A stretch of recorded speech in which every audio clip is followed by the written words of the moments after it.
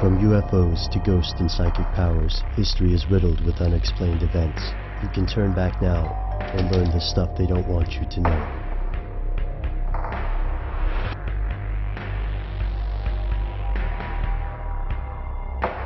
Here are the facts.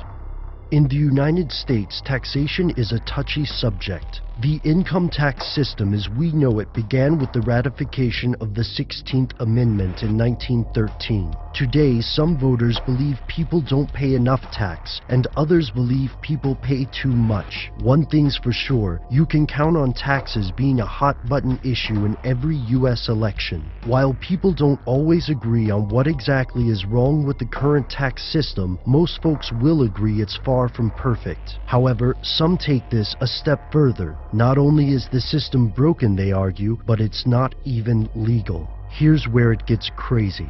People who refuse to pay tax because they consider it illegal are known as tax protesters. In numerous court cases, these protesters have refused to pay taxes for a number of reasons, usually based in some way on the perceived constitutional basis of income tax or the lack thereof. The theory goes like this. During some point in US history, the federal government either abolished income tax or ceased to exist entirely, and all of the tax collected since is part of a nationwide conspiracy. Some protesters believe the government passed a debt threshold in the Constitution during a traumatic historic event such as the Great Depression or the Civil War, and that this debt triggered the abolition of the federal government. The goal of this conspiracy changes depending on whom you ask. To protesters such as William Cooper, the income tax conspiracy aims to redistribute wealth, creating a classless society and propagating communism. To others, the goal of the tax system masters echo those of shadowy organizations so common in conspiracy theories, such as the Freemasons or the Illuminati. And tax protesters take their grievances to court. In fact, protesters have earned a reputation for being notoriously litigious, and the IRS has dedicated a section of their website to specifically dismissing the protesters' claims. Consider the Admiralty Court argument that the type of flag a court uses may determine whether the court is capable of ruling in tax cases. If the US flag in a court is fringed with gold, it is considered by some a signal that the trial is being held in an admiralty or military court.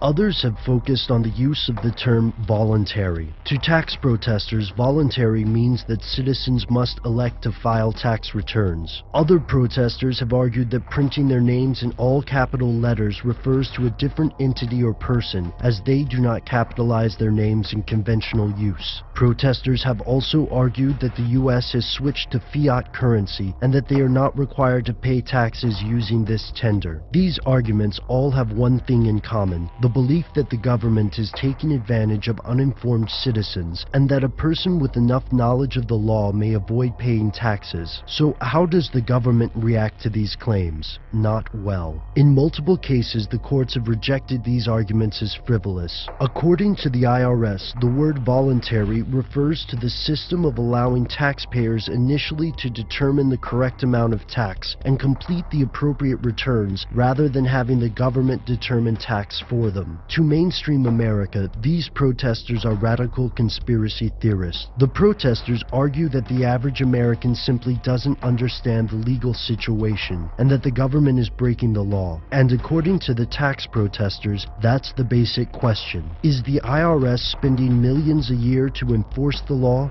or is there something they don't want you to know?